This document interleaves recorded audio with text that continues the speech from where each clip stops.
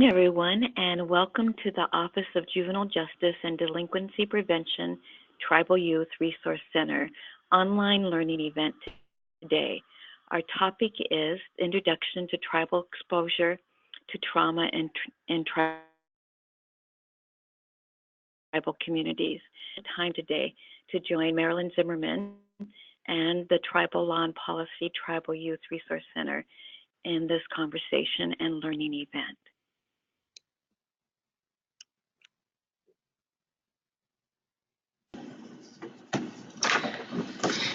Good morning, this is Laura Smith with the Tribal Law and Policy Institute, and I'll be walking us through some housekeeping reminders to help everything go as smoothly as possible today.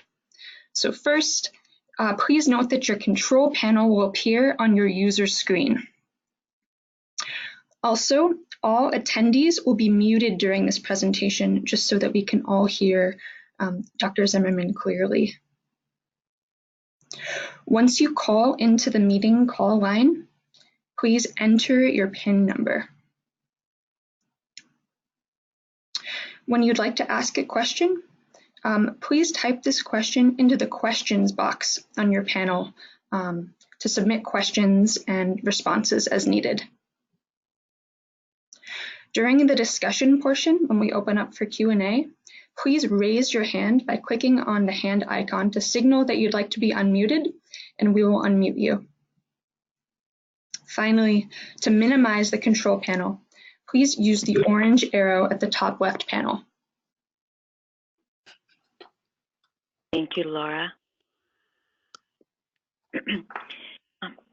My name is Stephanie Autumn, and I'm a member of the Hopi tribe, and I am serving as your host today. I serve as the director of the Tribal Youth Resource Center for the Tribal Law and Policy Institute. And it is my honor to be able to introduce our facilitator today, Marilyn Zimmerman. Marilyn, in her work, has served as a founding director of the National Native Children's Trauma Center. She also served as a senior tribal policy advisor for the Office of Juvenile Justice Delinquency Programs. Ms. Zimmerman has over 15 years of experience in assessing, training, and consulting with tribes and tribal agencies in trauma-informed systems change and intervention of implementation projects. Ms. Zimmerman has also served as a member of the Attorney General's Advisory Committee on American Indian Alaska Native Children Exposed to Violence. Thank you, Ms. Zimmerman, for taking time out of your schedule to share your wisdom and your experience with all the participants of this online learning event. Thank you. I look forward to our conversation this morning and this afternoon. As I shared previously, your online learning event is sponsored by the Office of Juvenile Justice and Delinquency Prevention, and the Tribal Youth Resource Center is the primary lead for the Tribal Youth Resource Center in partnership with the National Children's Trauma Center, University of Montana. We are the new TA provider. We started in October, and we will be serving you for the next 3 years. And we look forward to you joining us in many more online learning events.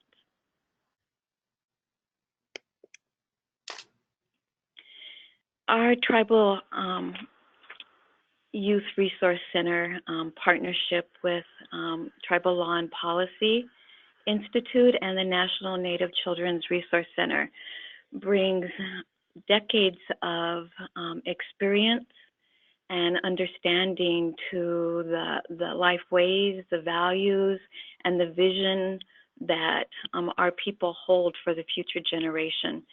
And our founding principle in serving as your TA center is holding close to our hearts and to our work that our children are sacred.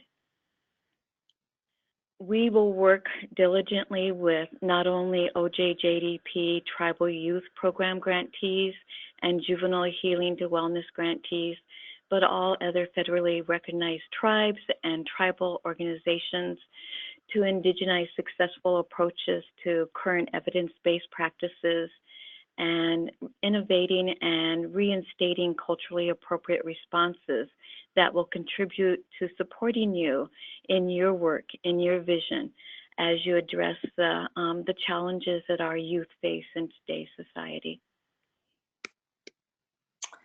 Okay, this is Marilyn, and I will begin the presentation basically saying again, thank you for joining us. Thank you for joining this particular online learning event. It's my pleasure to be able to present to you an introduction to childhood trauma. And we'll begin this webinar with discussing and describing trauma. We'll briefly review the ACEs study. We'll be able to define trauma and its types. It will include a brief description of historical trauma. And we'll transition to building resilience through developing a trauma lens, and that will also give us an opportunity for a brief overview of our processes in developing trauma-informed systems of care for children and their families. So we won't be discussing the brain science of trauma in this presentation, which is really very interesting, I think, and it can be a really helpful way to have legislators and tribal leaders and school administrators and community members really depathologize our kids or our relatives. It can help us understand that that the negative behaviors that children and adults engage in order to create physical and psychological safety, they may be maladaptive, but very often for children at least, and many adults, they aren't in control of those behaviors. And so it can help us understand that they're not, and help us not take it personally. They're not being difficult. They're not trying to be unhelpful. They just are trying to find physical and psychological safety. But before we have discussed trauma, I want to take a moment to acknowledge that trauma can be a difficult discussion to have. Many of us may have our own trauma histories that are on this, listening to this webinar. We can begin to feel uncomfortable, or we can even become triggered depending on the kinds of examples that I may use or the discussions we may have. So please feel free to step away from the webinar and seek some support from someone in your home or in your agency, if that's where you're at today. But I especially want to draw attention to the crisis text line 741-741. This is a wonderful national resource, and it's for everyone, not just young people. And what I particularly want to draw attention to is the fact that all of us, I believe, have experienced trying to communicate with the younger generation. I teach social work classes in the School of Social Work here at the University of Montana. And my early experience with texting was trying to notify students via email or by telephone, by their cell phone. And I would often not get immediate response. And I began texting, and my goodness, the responses that I got. So I believe that this is really helpful. If you will go to the YouTube and just put in the crisis text line, you can hear a TED Talk by one of the developers of this program, and it very specifically talks about American Indian youth reaching out through this text line for support around their suicidal thoughts. So there's that. Let's see. Marilyn, before we begin, maybe we can have our participants share with us what tribal nation or community they're representing today, and we can get a feel where everyone is at. Okay, great. Are we going to open up the chat box? Yeah, please share with us by typing into the chat box.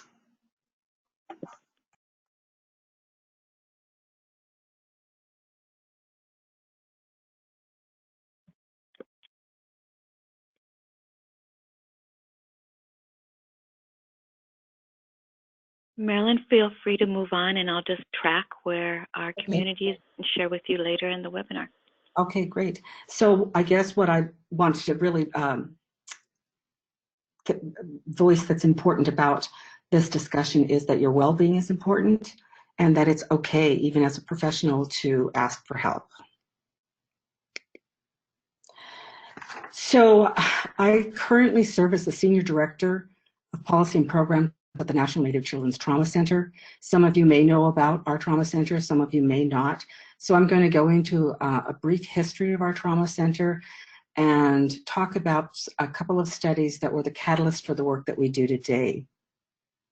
So we began our work as the Montana Center for the Investigation and Treatment of Childhood Trauma, and we were state approved as a center in 2004. We were funded by the Substance Abuse and Mental Health Service Administration to be what is known in the Child Traumatic Stress Network as a Category 3 trauma center, which is a trauma center that does direct service. So it may be an example would be the agencies that you may be working for, a child welfare agency, a juvenile justice detention facility, a mental health, community mental health clinic, a school, an emergency department. So you get it. So we're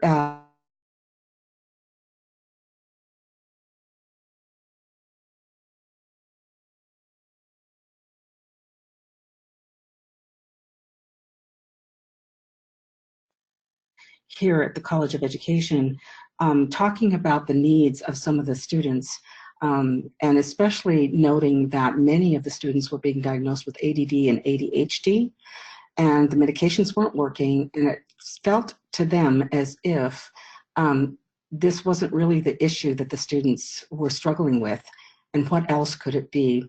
And the original director of that state center, Dr. Daryl Stoley, reached out to Dr. Marilyn Wong at the Los Angeles Unified School District, who had developed a trauma treatment model called Cognitive Behavioral Intervention for Trauma in Schools, or CBITS for short. I'll say that slowly again in case you're taking notes. Cognitive Behavioral Intervention for Trauma in Schools. And it's a manualized group treatment model that was developed for Latino immigrants in a very urban setting. But we asked the kind of students that were having good results with this treatment model, and so we asked what kind of students does this treatment model serve, and we found out that it was for kids that were living in chronic poverty. Our kids were too. They were living in households where parents were impaired either because of substance abuse issues or mental health disorders like depression or PTSD. Ours were too. They were living in communities where they had exposure to gang violence, ours too. So you get the picture. We were looking at this intervention to address the symptoms of childhood traumatic stress, to reduce that stress within a school setting, because that's where the kids were. The results of that first study, being good researchers, we asked the question, do American Indian children suffer from childhood traumatic stress? And if they do, will an evidence-based model that was not developed for an American Indian population work to reduce their symptoms? And the answer to both of those questions was yes. So, but during that first study, we found the kids talking much more about grief and loss. And so we did a second study. And the result of that study was that for American Indian children at that time, which was pretty cutting edge at that time, what accounted more for their PTSD-like symptoms or their childhood traumatic stress symptoms was grief and loss, just as much as exposure to violence. And so that's what we did for another 5 to 7 years. We started training behavioral health providers in school settings, or to go into school settings and provide this treatment model. What we quickly found was that a school setting or any system that isn't trauma informed does not sustain an evidence-based treatment model within that context. And so along with the rest of the nation, we began to look at systems change or creating trauma-informed systems that may be just as helpful to supporting not just students, but children in juvenile justice settings, children involved in child welfare, schools. Think of all of the child serving systems that you may work for yourself or that you know about. And so that's the work that we've been doing since that time. So let's ask the question, why do we need to talk about trauma? We've come to understand from the ACEs study that we'll discuss in a few minutes that what happens to us in childhood can have long-term impacts on our, not just our, on our psychological, but our physical health in adulthood. In fact, the ACEs study surveyed people that were some 50 years away from the initial trauma that they experienced, and it was still impacting their health. So that's why it has become a pressing health, public health issue in this country. We also need to talk about it because we need to understand that it is preventable. There are many strategies that we can develop and supports that we can provide to early childhood and parents and communities in order to prevent the trauma in the first place. And we can heal from the impacts of trauma. And the good news is there's not just one way to heal. We can heal by engaging in our spiritual or cultural activities. We can heal through movement, like running or yoga or basketball. We can also heal from the traditional mental health treatment models like cognitive behavioral interventions. And then the other part of this is that this thinking about addressing trauma as a public health issue is really a strengths-based way of looking at this issue because it begins to ask the right question. So instead of asking someone what's wrong with you, we've learned that traumatic experience can lead to all sorts of maladaptive coping behaviors. So we've learned to ask, instead of what's wrong with you, but what's happened to you. But we don't just stop there. We've learned to ask what's happened to you and how do you remember that event? What meaning do you make of that event? What are the consequences today of that event that took place maybe earlier in our childhood? So what is trauma? When a person experiences trauma, they are experiencing a really highly stressful situation that overwhelms their ability to cope. It's the difference between what makes something really stressful versus overwhelming our ability to cope. So public speaking is very stressful, but it's not life-threatening. And so trauma is usually is facing something that is life-threatening or it's perceived by the individual to be life-threatening. It threatens the physical integrity of either themselves or a threat to their caregiver. Nadine Burke-Harris, you'll notice that I have the source down there, who is the author of The Deepest Well, in her TED Talk, describes what happens to the brain and the body's stress response when someone is in a stressful situation. And she asks the listeners in her TED Talk to imagine that they're walking in the woods and suddenly you encounter a bear. And what happens next helps you to survive. Your brain responds. Your amygdala sends a message to your pituitary gland, and your pituitary gland sends a signal to your adrenal glands to release the stress hormones of cortisol and adrenaline. Your heart starts pumping, your eyes dilate, your airways open up, getting your body ready to fight the bear or run away from the bear.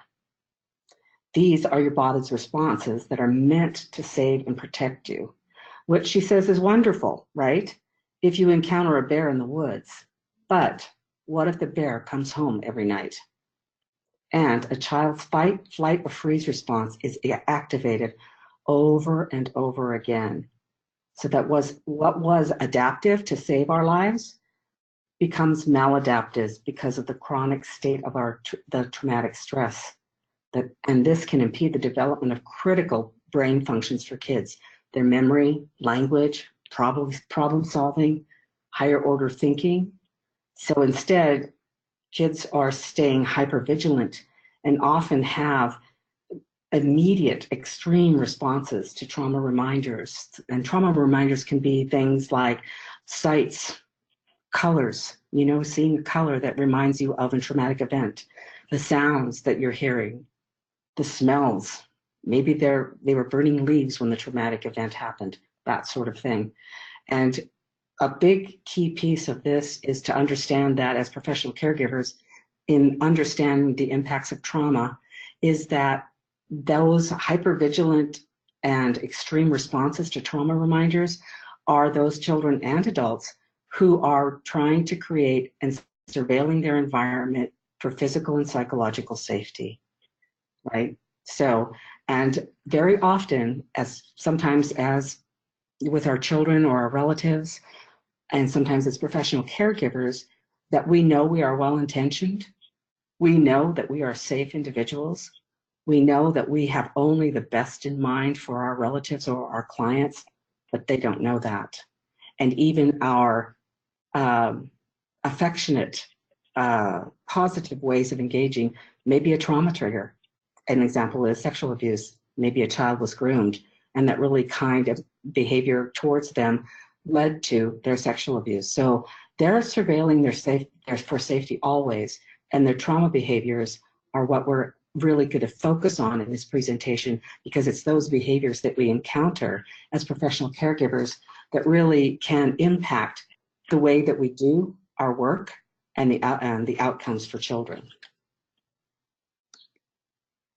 So here's where we begin to talk about ACEs, and I'm just going to briefly describe it. That it is the outcome. It came out of an original obesity study by a Dr. Folletti in San Diego, California, at Kaiser Permanente, and he was working with 50 and 60-year-old adults, mostly white, well-insured, who were in his obesity study, and these were adults who had a tremendous amount of weight to lose, 300, 400, 500 pounds. And there began to be many of them that were dropping out. So he started to go through their charts, and he found that, and he thought, well, they're dropping out because they're not being successful. Well, what he found out was that they were very successful at losing weight, but they were still dropping out. So he wanted to know why. So he reached out to the past patients and asked them to come in, and he began to interview them and ask certain questions. And one day he misspoke, and he meant to ask the question, how old were you when you became sexually active? Instead, he said, how much did you weigh when you became sexually active?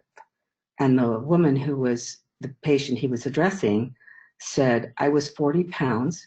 It was my father, and thank you for asking. So he began to interview all of his folks, and he thought, and what came out of that was a second study with 17,000 well-insured, mostly white adults, and they were able to look at the impact, childhood adverse experiences, and the kind of social emotional coping skills that they had engaged in order to cope with the stressors of those early traumas, smoking, drug use, alcohol use, that sort of thing. And of course, those contributed to chronic obstructive pulmonary disease, diabetes with overeating, that sort of thing. So really, that the early obesity, for those in that obesity study, being very overweight was a protective way, it was a coping, maladaptive coping strategy that worked. What ACEs didn't do was look at the local context or the social context of the individuals or their generational or historical trauma. What ACEs also did not look at was, see, where am I? Yes, was looking at structural violence. So think of structural violence as in terms of the social structures or institutions that can cause harm to people in ways that can impact their well-being. I think of a really good example of real-life structural violence is Indian Health Service, which is the primary care and behavioral health provider for the majority of American Indian and Alaska Native folks in this country. Well, for decades, IHS has only been funded at 50% of need. So we, as a people, a marginalized people, are experiencing that structural violence around not having access to quality health care, which contributes to our poor health outcomes.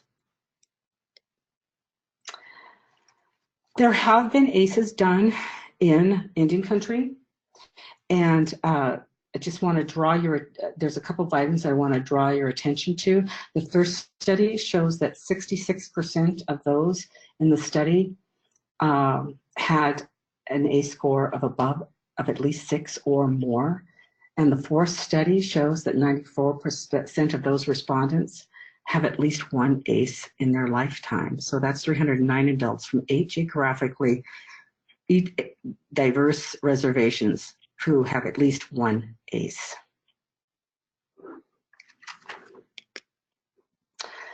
So decades of trauma, decades of work in the field of trauma have generated multiple definitions of trauma.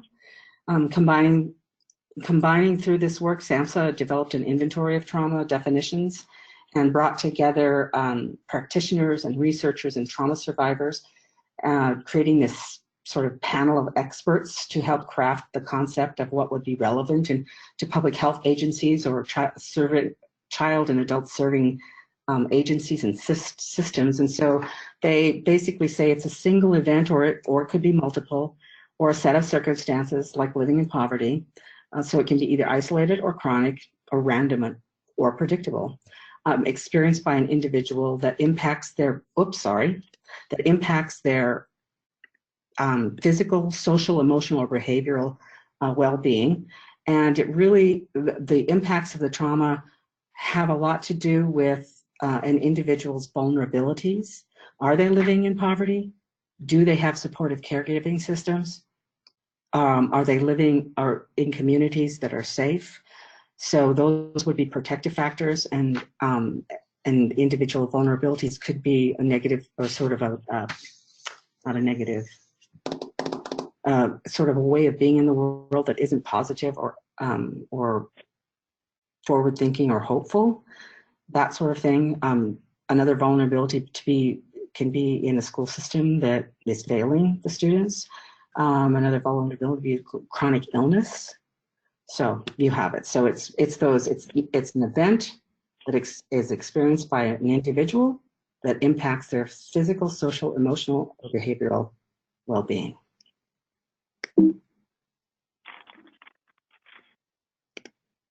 Okay. What are the types of trauma? So most often in Indian country, we're not talking about acute trauma, right? We're not talking about a Hurricane Katrina, maybe not a house fire, or we may experience range fires, we don't know, but not, or a car accident. What we're usually talking about is that chronic poverty. And that happens if violence or trauma occurs repeatedly, or are several different types of trauma that happens in the life of a child as they're growing up. And they may not have time to recover from one trauma before another occurs. Young children who have been abused commonly witness domestic violence, for example, or a teenager who's been the victim of a criminal assault or a rape at one time can witness domestic violence in his household at another time. So what we are also understand that experiencing a prior traumatic event does not toughen up a child. I just want to say that. This is not raising them tough. It's not healthy, and it does not contribute to their well-being. What we are very often seeing in Indian country is complex trauma, and it's that sort of trauma that's chronic, but it's exposure and that involves the simultaneous or sequential occurrences of the maltreatment, and it can be neglect, it can be physical or sexual abuse, it can be witnessing domestic violence, but it is chronic, and it is very often at the hands of the caregiving system. So complex trauma has much more of an impact when you're experiencing traumatics at the hands of the people that are supposed to be nurturing and loving and supportive. And of course, for American Indian communities, we have to be cognizant of historical trauma that we'll discuss next. But also within the conversation, when we're talking about creating trauma-informed systems or becoming trauma-informed, we really have to look at the impacts of secondary traumatic stress on our own personal well-being and on our agency's well-being. It's a foundational piece of the work that needs to occur within agencies when we're trying to create trauma-informed care for child serving agencies. And That's about all I'm going to say about that. If you Google it, you will find a plethora of information. And so let's move on to historical trauma, or not historical trauma, what other traumatic situations. So as I said earlier, those on the line above are those could be one-time incidences, those natural disasters, a traumatic death of a loved one, an automobile accident. More often we're talking about those situations below the line, that ongoing physical or sexual abuse, abandonment by a beloved parent, either through going to jail or dying. Witnessing domestic violence seems to be particularly harmful to children. Experiencing bullying in the school, neglect by caregivers, that living chronically chaotic environments. And I think one that we really underestimate, which is military deployment of our parents and the impact it has on their children. So now we're going to open up for discussion. Can you think of other events that can be traumatic in a person's life that we didn't see listed on that list?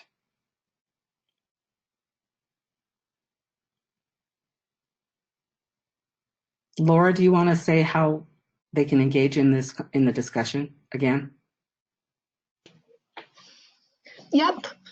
So to participate in the discussion, please type your response into the chat box.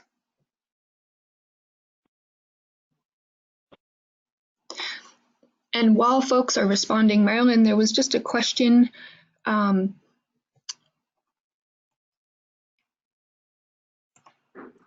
Yes. Finding it. Yes, I know.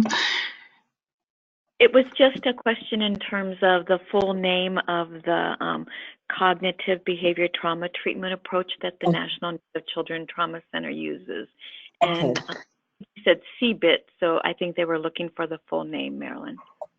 So I'll repeat that again. Cognitive, behavioral, intervention for trauma in schools. And this is for the trauma that you experience out. It's not for trauma that occurs in schools like bullying. It's for any traumas except sexual abuse. And it's a small group that was developed for 5th through 8th graders, but we now have elementary age and high school age interventions that are very much like CBITs.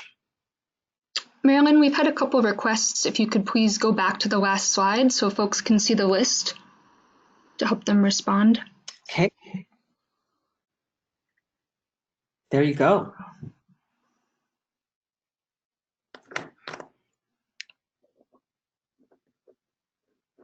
So Marilyn, and while people are waiting to respond and in working with young people, I know our youth often share the separation of family members when there's a divorce or family moves into another state, so that, you know, that dislocation of being connected to your relatives can be very traumatic in our communities.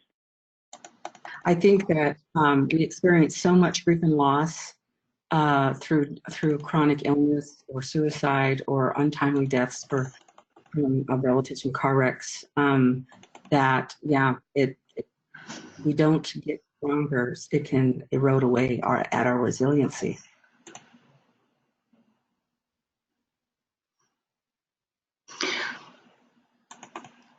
So there have been some responses in the question panel. Amy Roa responded and said parental deportation. Sharon Hurley responded and said foster children / placements and moving of placements.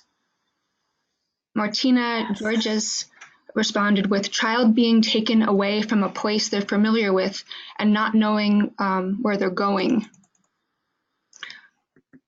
Ileana Morales responded with witnessing community violence, gun violence, gang violence. Yes, very much so. And really in our media. I think I want to address the foster children piece uh, as part of this conversation. One of the things that we do train in, or we think about when we're addressing how do you create a trauma-informed child welfare system, and it's not necessarily just training the frontline child welfare workers, it's really thinking about those kinship placements. You know, grandma loves her grandkids and, you know, may be willing to take them, but grandma may not know what those behaviors mean. And, or even a really well-intentioned foster home, you know, they're very well-intentioned, they just want to do right by these children, they want to provide a safe place, but they're not understanding the behaviors. And very often, contributing to first of all, removal is traumatic, right? But also when they're placed and they blow out of foster placement or they blow out of grandma's house because nobody has helped them understand what those behaviors mean or given them the skills to be able to help the kids understand what the behaviors and cope and give them coping strategies. So it's a very big conversation when we're thinking about what that means, or even in thinking juvenile justice, even if they're in a detention center and the detention center staff don't understand the impacts of trauma, how they trigger kids and exacerbate them. When in fact, I've talked to so many detention workers who really are caring, nurturing individuals who really see really good things for their kids that are in there, and very often they blow out of that treatment, or they blow out of probation, or they blow out of extra supports just because of that. So I think that's a big reason why, as I said earlier, I'm not concentrating on the brain science. It's interesting, but for the purposes of being a professional caregiver, we really have to look at the impacts of behavior. And Marilyn, there was another interesting response because it's new in terms of how long our people have been on Mother Earth, is the impact, the traumatic impact of family members being incarcerated. Yes, yes, and I think that's, so you'll see as we discuss this is very broad brush. This, every single slide on this presentation has a decade worth of research, and that decade worth of research is in several different disciplines, and we're just now sort of scratching the surface of what it means to be a person of color in this country and the justice system that's not particularly just for the people of color. So we know that American Indian, Latino, and African American people are disproportionately represented in our prison systems, and that leads to a lot of individual and family traumatic experiences. Suddenly the caregiver or the protector, or, you know, may no longer be able to be in the home. So yes, thanks, Stephanie. Thank you. So we're going to just briefly discuss historical trauma, because I think as American Indian people or serving American Indian tribes, if we're not, we have heard about historical trauma. And so we do know that Dr. Maria Yellowhouse Braveheart is the first person that sort of coined that phrase, historical trauma, and she defines it as the cumulative emotional and psychological wounding across generations, including the lifespan, which emanates from massive group trauma. So here's where I like to say that we have to remind ourselves that historical trauma remains a theory. But it is a theory that tribal communities have really embraced, because tribal leaders and community members, relatives, elders have really embraced it as an explanatory reason for why we continue to struggle with healthcare issues, substance abuse, with depression, poor parenting, you know, chronic unemployment, that sort of thing, poverty. So we're not pathological people, right? We're resilient, and we've got a rich cultural heritage, and we have good relatives that can help support us, but we continue to struggle. And it's a belief that historical trauma plays a role in our well-being today. So there was a researcher, Dr. Les Whitbeck, and his team, I believe it was the University of Iowa, that wanted to try to quantify historical trauma and measure its impact on well-being today for contemporary tribal members. And so they developed the historical loss scale, and we'll be looking at the historical loss associated with symptom scale next, and looked at the frequencies that people thought about grief and loss. And I just want to draw your attention to, on a daily basis, tribal members in this study, almost 30% thought about our loss of language every single day. 25% thought about our loss of traditional spiritual ways every single day. 25% of us thought about our loss of culture, and 30% of us thought about the impacts or the effects of alcoholism on our people. So we are thinking about it daily, right? So it's not just that grief and loss of a loved one or of a house or being removed from your household, but it's also our histories in our communities, our historical loss of language and culture and relatives. Oops, on the next one is the frequency of emotional responses associated with symptoms. And I'm drawing your attention to the top two here, feelings of sadness or depression, or often feelings of anger. 44% of the respondents feel sadness or depression when they think about those losses. Almost 40% get angry when they think about those losses. So obviously it's having an impact today.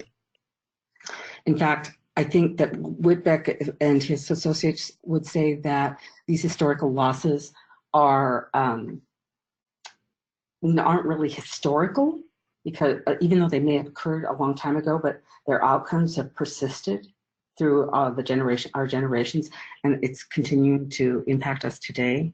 Another study, which I think is interesting, is that for those people who are younger than 30, have the similar historical trauma scores to those of people over 30, and those with substance abuse or dependence experience more distress related to that historical loss than people not dependent on alcohol and drugs. That may change the conversation a little bit when we think about how to address substance abuse issues with our relatives and in our communities. So let's shift gears. Let's go, let's think about let's move on to thinking about how to support resiliency and developing a trauma lens, both personally and professionally. So it's about this slide that I want to start telling the story of a young girl and really illustrating how we can personally support children to be resilient.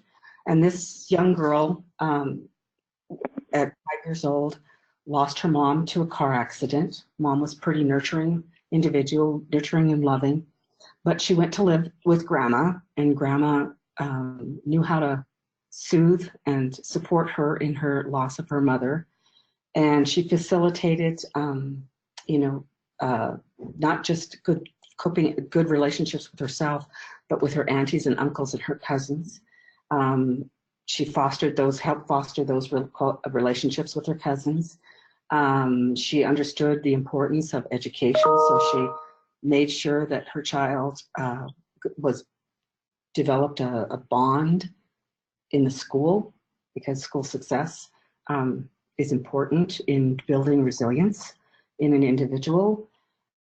So she was able to do that, but grandma died when the little girl was in about 5th grade. But she had those long established relationships with aunties and uncles and cousins.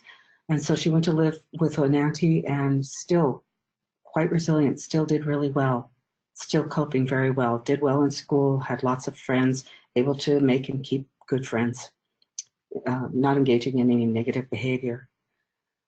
In 8th grade, she gets a high school boyfriend, and she goes to a house party, and she's raped. The results is that she lets her aunt know. They get her the kinds of supports that she needs. They're a supportive family, and she still does well. She enters high school, still a good student, still experiencing a lot of support from family and friends and teachers. But then in her sophomore year, she's put on the varsity team, and she gets caught drinking, and she's kicked off the team, and she attempts suicide.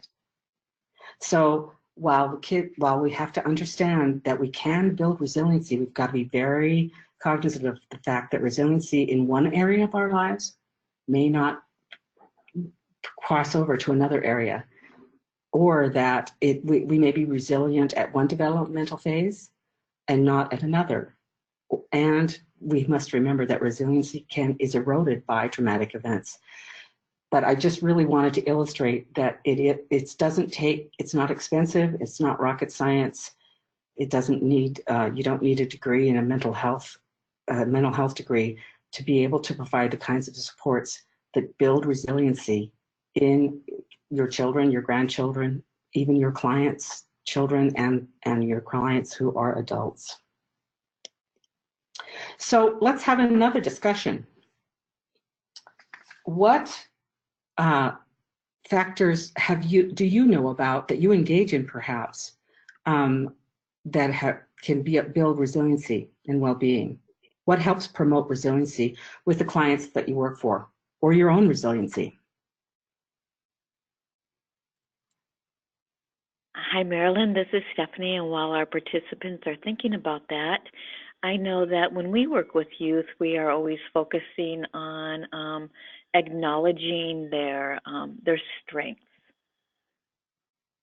Yes, I think that's a underdeveloped conversation that we have to have with our kids. We have to provide our children with opportunities to succeed and develop their talents, right? But also give them meaningful, engage them in meaningful activities. I don't know. I mean, Earth Day started when I was in junior high, and picking up garbage was an important activity because we really felt like we were contributing to saving the Earth. I don't know that just having kids pick up garbage or clean an elder's lawn can have as great an impact as maybe being the person that tends the fire at a sweat lodge ceremony, or being the person in the family that always makes the peach cobbler, or that sort of thing, that where you become known for, you engage in meaningful activities either in your family, in your school, or your community. Yes, thank you, Marilyn. And some of our participants have also shared, Emmy Roa has shared that stability is an important part of resiliency, and Melissa is sharing artistic expression is important, and Alyssa Jojola is on the same page you were in terms of providing activities, and for her it was running and having at least one supportive or trusted adult.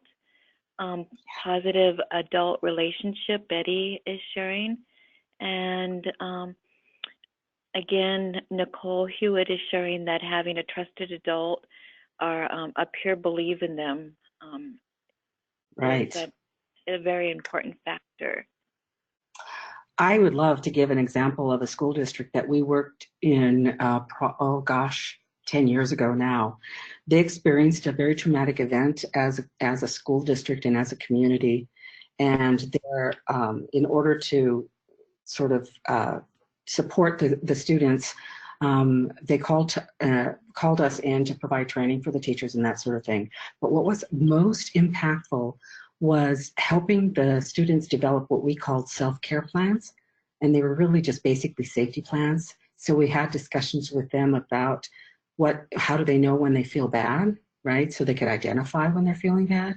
And then we asked them, what helps you feel better when you feel bad? And so we had answers like talking to grandma, listening to my music, hanging with my friends, playing basketball, running, that sort of thing, right? Doing art, drawing, painting. And so they developed this, we called the self-care plan. And then we asked for them to identify a caring adult in the school district. And it could be anyone. It could have been a lunchroom cook, lunchroom monitor, it could have been the superintendent, it could have been anybody. So like, for example, one of the students who was in high school picked his 7th grade English teacher as that trusted adult. And a 5th grader picked the high school girls basketball coach as the trusted adult. And so we took those safety plans and went to those adults and said, you've been identified as a trusted adult, someone that, you know, they really connect with as a caring, trusted adult. And we would like you to meet with, in the next semester, meet with these kids with and go through their safety plan, and you only have to do it twice. And going through the safety plan can take anywhere from 5 minutes to an hour, depending on how you know, what you want to do. And what was most impactful to me was at the end of that semester, those students who had been struggling with disciplinary referrals from their classroom teachers, they went from pretty high rates to 0. Just those students, just knowing that someone cared about them, made all the difference in how they perceived school and perceived how they were cared about and their value as a student in that school. It was wonderful. So yes, that trusted, caring adult. Thank you. Thank you for sharing that, Marilyn. Some other wisdom that the participants are sharing in the chat box is letting youth be the experts in their lives and create their own goals, motivational interviewing, meditation, spiritual study. Those are diverse responses as well. Great, thank you. Great strategies. So now that we know how to think about and do support of individual supports that we're talking about, what does that mean for a system or our agencies that we're working in? So part of developing that trauma lens is doing what we're doing right now, participating in webinars or other trainings about the impacts of trauma, getting an understanding of what those behaviors mean, how we can interpret them, not being surprised when people are reluctant to engage with us, or they quickly drop out of our services, but being there for them always to be able to come back in. Understanding that and owning our own agency history, whether or not we've done it right, the child welfare agencies, the baby snatchers, trauma has occurred within the serving context itself. That's what we have to remember. And then this last bullet point is really interesting to me because there continues to be a stigma in Indian country around mental health disorders. So people are often experiencing the symptoms of anxiety and depression, but they don't recognize them maybe necessarily as mental disorders. They're experiencing them as physical symptoms, aches and pains, and lethargy, and sleeping too much or not sleeping, eating too much or not eat, that sort of thing. And so they'll go for relief to a primary care provider. And so I think about whether it's, especially in juvenile justice detention settings, I think about those youth needing to be evaluated by a primary care provider, making sure that they're up to date on immunizations, they've got access to dental care, that sort of thing. This is a perfect opportunity for us to be able to identify those kids and adults who may have be experiencing traumatic symptoms just because of their history, and in a non-stigmatizing, less threatening environment. So what are the agencies to do? So we're looking right now at SAMHSA's trauma-informed key assumptions. So I wish that becoming trauma-informed was a handbook. I wish there was 3 steps to being trauma-informed. But unfortunately, there aren't. But we do have some key assumptions that we can launch our trauma-informed conversation and developing a trauma-informed care system using these key assumptions. And the first is, again, through trainings, through our own investigation, through webinars and YouTube and trainings and online, wherever we can find it, we really need to realize the widespread impact of trauma on. I was a part of the Attorney General's Advisory Committee for American Indian and Alaska Native Children Exposed to Violence We like to say it's the longest name of any commission or advisory committee in existence. But what is interesting to me is that one of the folks that provided testimony was a gentleman named Mato Standing High, and at the time, all those years ago, he was the Attorney General of the Rosebud Sioux Tribe, and his statement was really impactful. And he said, "It's not who's been exposed to violence in our communities; it's who hasn't." And so there is this understanding that there is this widespread impact. The Attorney General also had a national study, and over 90% of the youth that are involved in justice have experienced at least one traumatic event. So getting to understand it's pervasive, and we have to address it, and then understanding what are those potential pathways to recovery, both on the individual level, as we described earlier, but also in our agency, what are the paths to support recovery for our clients? Again, recognizing the signs and symptoms. I think for many folks, I'll just give an example of teachers who have a student in front of them who is explaining disruptive behavior, and it can feel personal. It can feel like the child is personally pushing our buttons, right? But when we begin to understand the signs and symptoms of what may be trauma, we depersonalize it and we're better able to respond systematically rather than being reactive. And so that recognizing is really important. And then how do we respond? What is the knowledge that we're going to integrate about trauma to to create a trauma-informed system that better serves our clients? And finally, just seeking to resist re-traumatizing. I think sometimes I want to just train everybody just to not trigger people. Okay, so let's look at realize. So when we think about all of the people in an organization, think about your agency and think about the clients that you work with. Think about how pervasive it is for your particular community.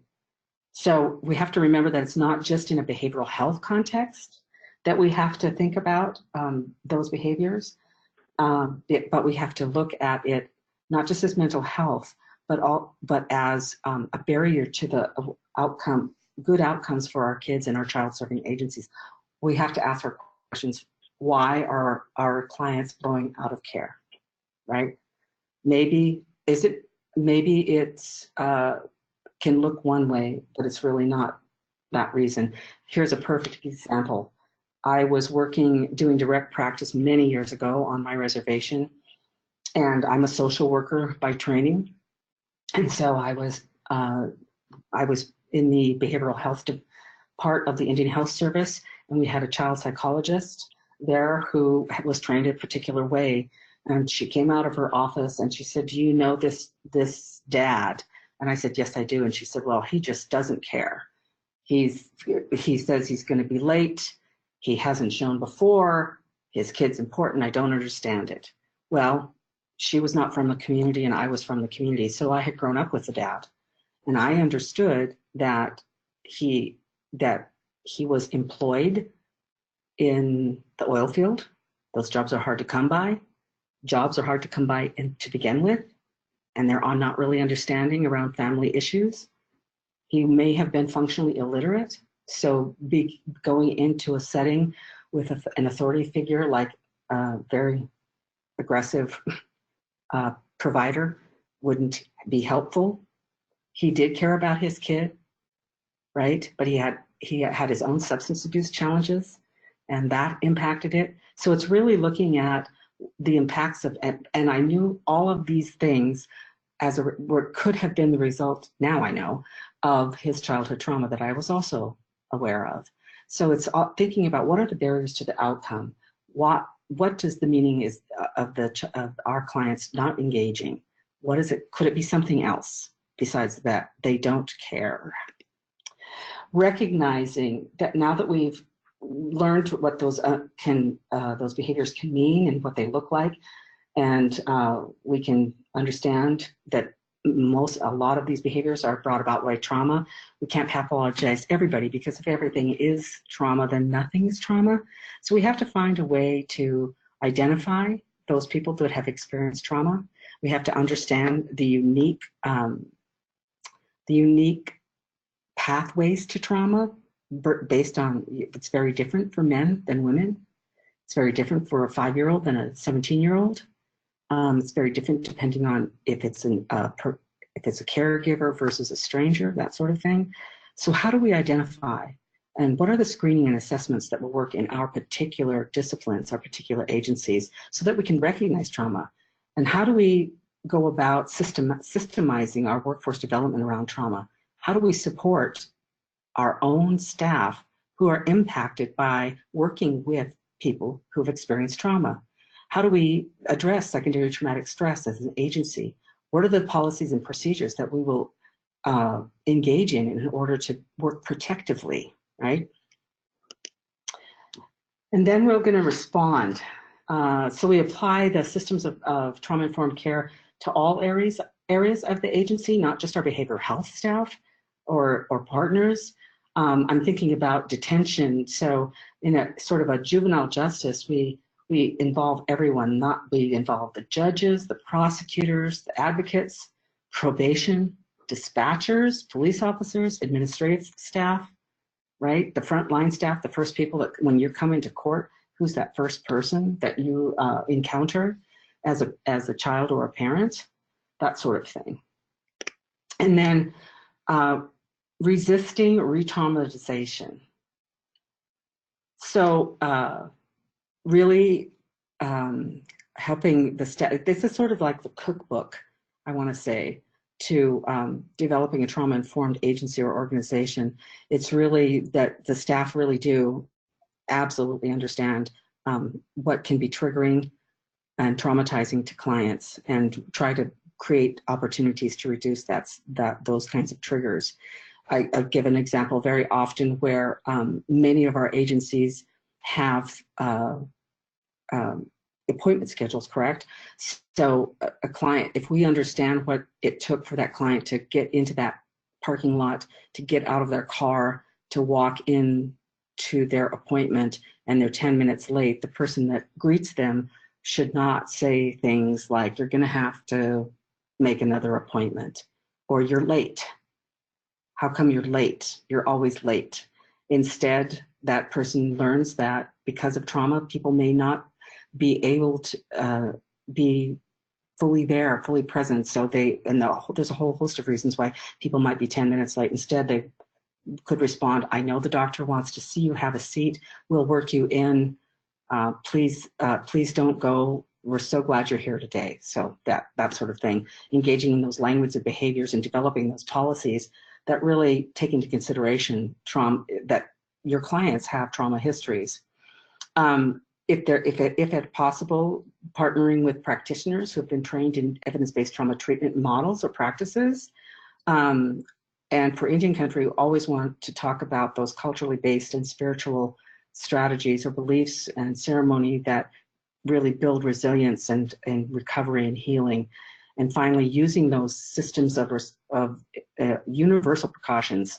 So we like to think of universal precautions as being good for everyone. So for example, in a school setting, I've talked with tribal school board folk who are from the community, right? And they don't want us labeling those kids with trauma. They've already got enough labels, let's not label them.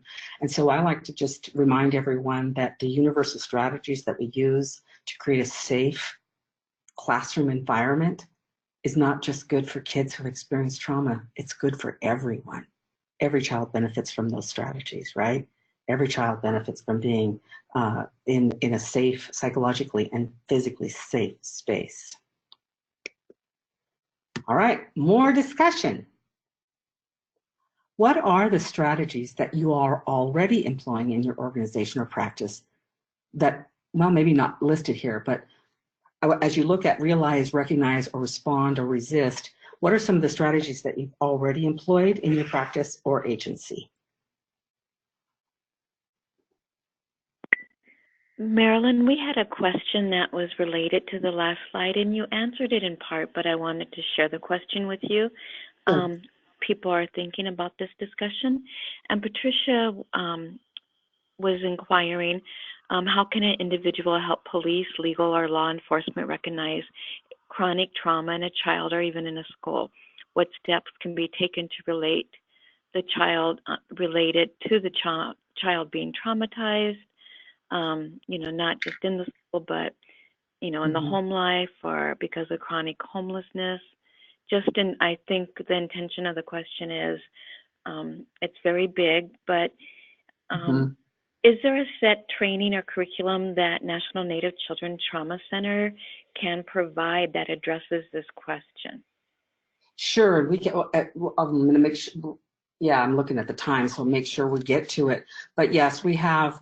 So we have trainings and technical assistance strategies that we can share that for child welfare, juvenile justice, schools, foster parents, and if we don't have them, we're part of the National Child Traumatic Stress Network, and we can reach out to our colleagues in the network for intervention. So here's why I'm saying that.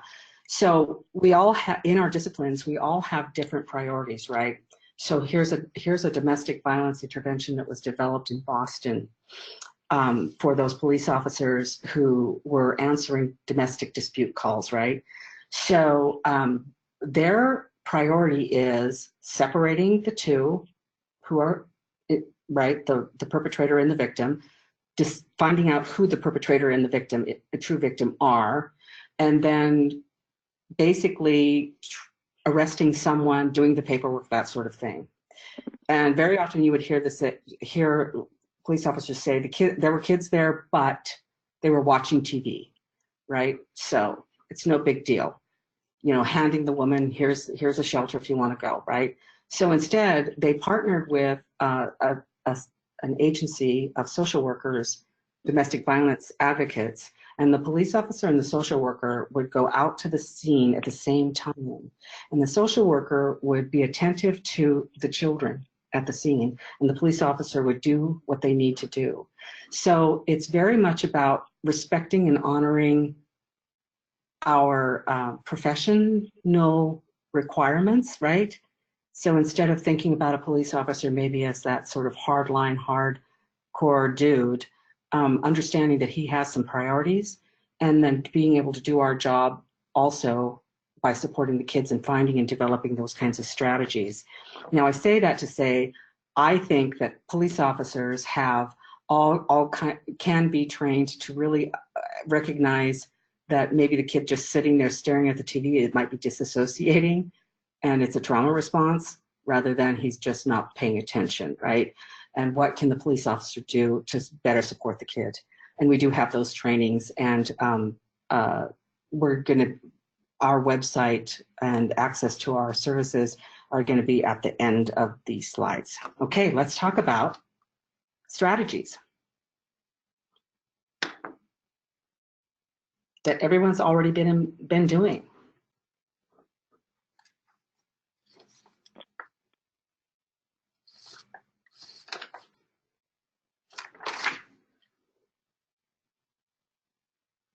Hello? Yep, nothing is coming up in our chat box, Marilyn, but I know that we often talk about looking at intake, looking at our referral policies, and making sure that the language that we're using is not triggering our young people and our families. So really cross-referencing our protocols with the policies that are in place to make sure that they are sensitive. Right. Okay. All right. Well, then let's move on. So again, here's some strategies to enhance resiliency, thinking about that grandmother and auntie story, and reminding ourselves that, like I always like to Frederick Douglass's quote, which states that it's easier to build a strong child than to repair a broken man. You guys will have access to this, so I won't stay on this slide very long. So training and technical assistance that we provide and how we go about the business of providing it. We're switching gears again for the third and last time. What does that look like? So for us, it's very much because over half of our staff are tribal members. We always want to be cognizant and respectful of tribal societies where we can at least agree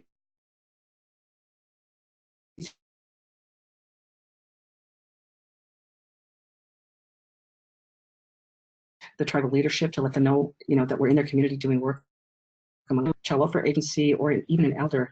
We think about what that collaborative effort would look like, and we begin to build relationships. It's very important for us to build long-term relationships with folks and creating that leadership team at a local level.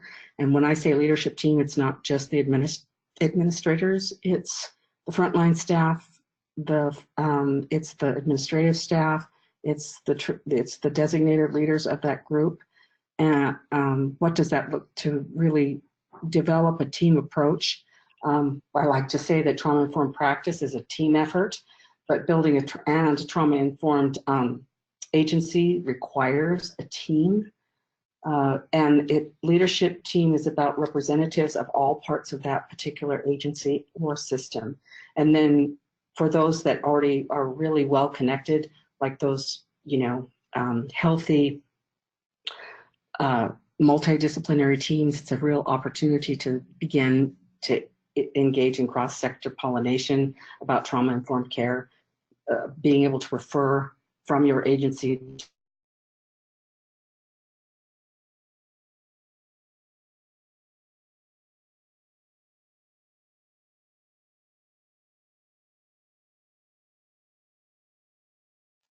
ahead of different examples, but I think you get the deal, get the gist of this, of engaging in those authentic partnerships and developing a team that trusts one another and moves this initiative forward is a lot of work, but we are there to help be that bridge and help with the strategies to help develop that team.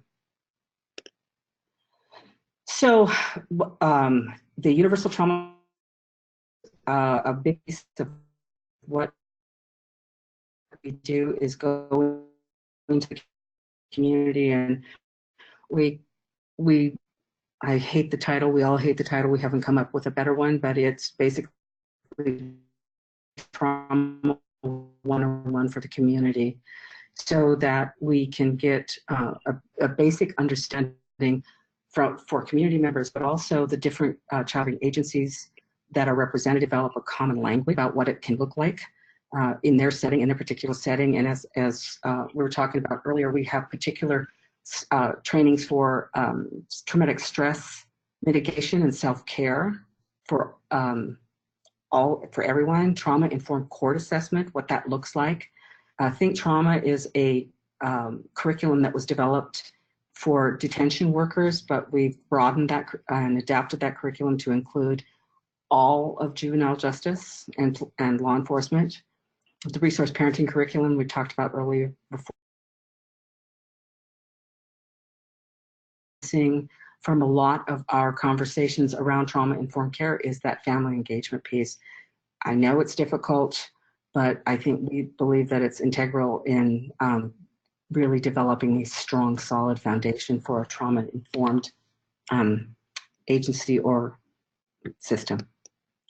So then we move into developing a training and TA plan with folks after doing some assessments and focus groups and finding out just where everybody is at, and we can do it in all of these settings. And then from there,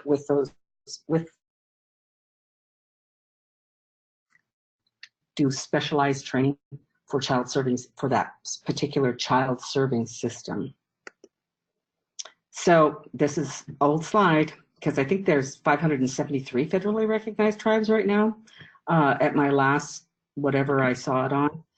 So we have to understand that our training and technical assistance will always look different depending on whether we're in an urban or rural setting, whether we're in a reservation or non-reservation setting.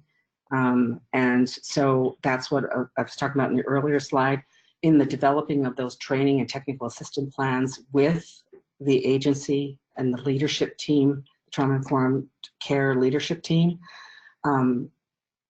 It can look very different for each agency in a particular community, and it can look very different across different tribes. It's just meeting you all where you are at, and going where you want to go in developing the strategies to become trauma informed. So I want to conclude by just reminding us that before we get into the question phase of this presentation, that there really are some key messages of trauma-informed care. And the first is that it is the child or the youth or the adult's experience of the event, not the event itself, that is traumatizing. The second one is that the behavioral and emotional adaptations that maltreated children and adults make in order to survive are brilliant, creative, but personally costly. I think about one of our colleagues in the network, Judge Michael Brown, was a juvenile court judge, and the reason he got into this conversation many years ago was an incident that occurred for him. He was writing releases for all of the adolescents that were in detention because it was the Christmas holiday, and he wanted to be a good judge and be a good human being and send everyone home for the holidays.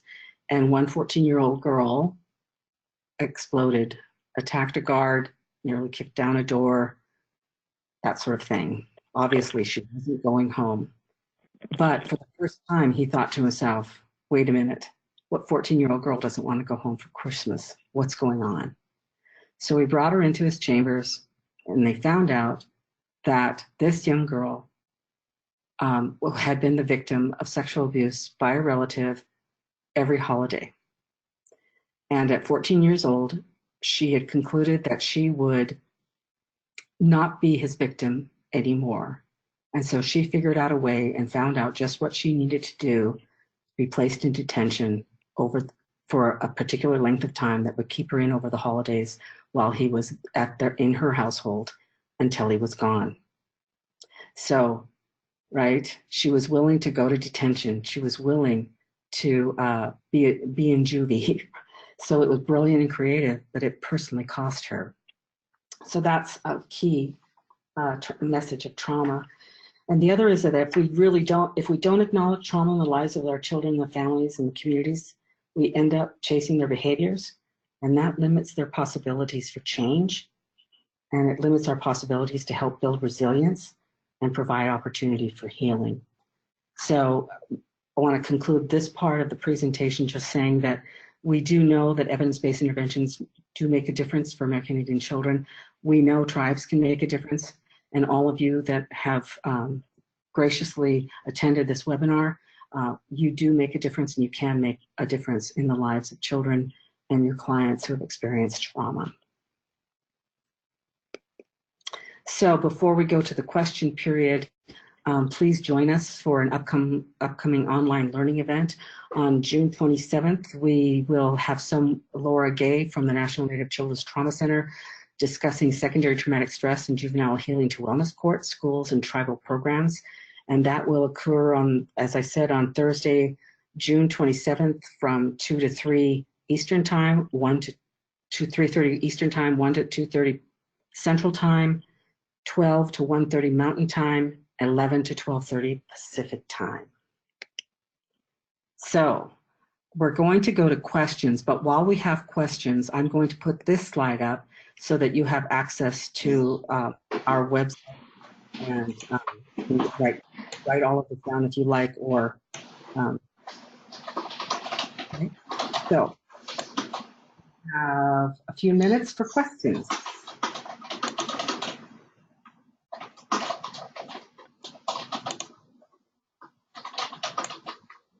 Marilyn, while people have questions, there's two strategies I wanted to share with you that came up with our participants in terms of how they move towards sensitive or trauma-informed.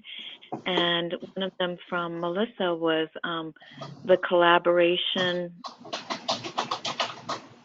different agencies who touch the lives of children, really finding person-centered approaches And then another one that I thought would that you would really like, Marilyn, is that people in her agency, they use a warm handoff in their office spaces, and they place the furniture in a way that they're not having barriers between staff and children. Excellent. And creating, it sounds silly, but creating a really welcoming waiting area. I'm working with one tribe in the Southwest where they brought in someone to paint murals in their child advocacy, all over, creating sort of a rich, colorful, nurturing murals to really welcome the children and their families. And Marilyn, we do have a question. Emmy is saying, you mentioned the trauma-informed training for law enforcement. Where can they get that information about that training? Do they go to the National Native Children's Trauma website, I'm assuming? No. Oh, for law enforcement or for the domestic violence intervention? Which one is it? Can I ask that? So I'll say this. For law enforcement, yes, we can do that training. It's called Think Trauma. And for the domestic violence, it's the Yale Child Studies Center at Yale University. Yes, it was for the law enforcement, and thank you, Marilyn. Yeah, Think Trauma is on our website, www.nnctc.org. www.National Native Children's Trauma Center, nnctc.org.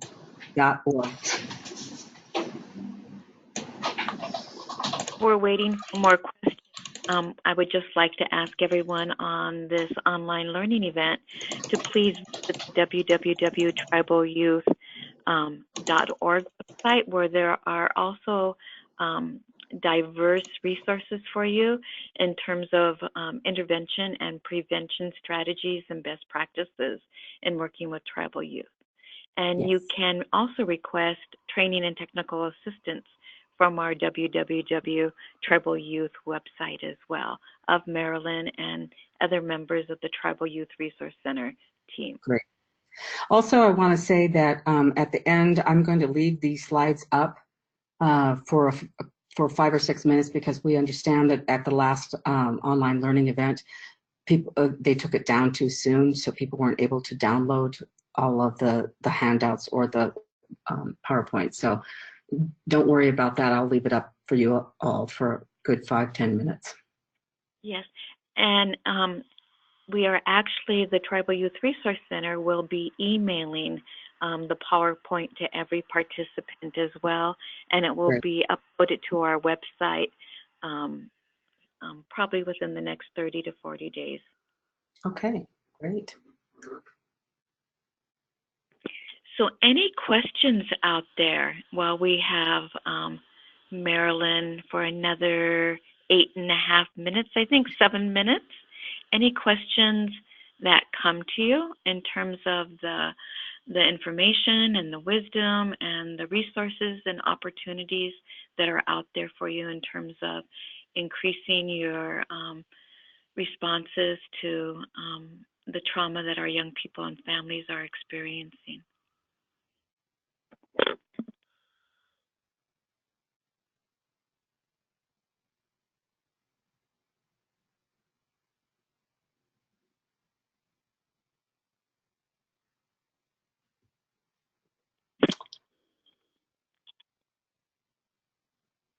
Well, it seems as if people are are no strangers to the trauma-informed systems change conversation. So thank you for joining. Yes, thank you, everybody. And Laura, do you want to share? I know, Marilyn, you're going to be sharing the. So, and before, just to jump in, Marilyn, one more question just came through before we move to that evaluation slide. Blaze Sands asked, would you recommend a parenting program? So we have a parenting program that we developed from something that started out as an intervention for a juvenile justice setting, and it's called attachment, self-regulation, and competency, or ARC for short. And ARC is a model that begins with the development of caregiver affect management. And it's very much about training professional caregivers or parents or foster parents or grandmas and grandpas and aunties and uncles, very much about understanding their own affect management in helping the child manage when they are triggered, and really it helps them understand and gives them strategies to support the child who is triggered, and helps them self-soothe and develops rituals and strategies for just developing attachment with that child to create that safety. And so it's attachment, self-regulation, and competency, or ARC for short. And we thought, even though it was developed for a juvenile justice setting for professional caregivers, we thought it was so useful because it very much addresses and gives really concrete strategies to parents who can better support their own children and understanding what those behaviors mean for them, what's happening in front of them, so that they can be there for the child, knowing it's not about them, but they can be that support. And it also addresses the having a conversation about the parents' trauma and how they can find support for themselves and their own trauma. Thank you, Marilyn. We had another question, have you seen domestic violence advocates meaningfully involved when children witness or part of intimate partner violence in the home?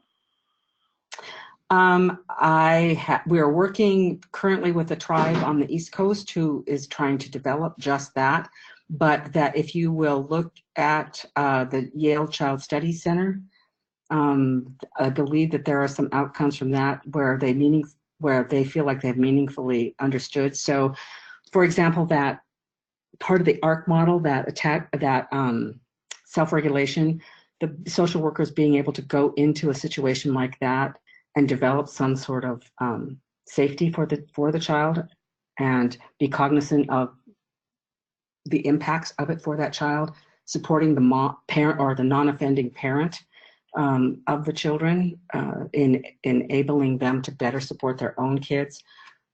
Yes, we've seen it. Thank you, Marilyn.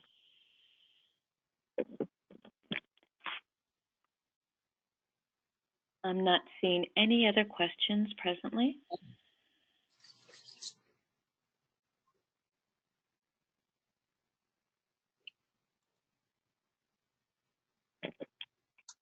Okay, I'll go to this then. So we invite you to provide feedback to this online learning event, and within the context of the evaluation, it includes the opportunity to join a community of practice. So that means that you'll be asked if you want to have this ongoing conversation like once a month or once a quarter, and what that could look like. And we will, at the National Native Children's Trauma Center, facilitate those conversations. So there's that opportunity, and the link for the evaluation will be posted in the chat box and emailed along to all attendees. So, okay, Stephanie, you can take us home. Thank you, Marilyn. And I just want to thank everybody on the line. When you were sharing where you were from, Marilyn, we had participants from Alaska to New York City. I want to send out a heartfelt thank you to everyone that took the time to listen, to learn, because we know that it's your work, it's your good intentions that are going to create these new healing pathways for our children, for our families, and our communities. And thank you for all that you already do in our communities and for our young people. And thank you, Marilyn, and thank you, Laura, for your support on this webinar or this online learning event. Remember that I'm leaving it up for 5 minutes for you all to be able to download. Thank you.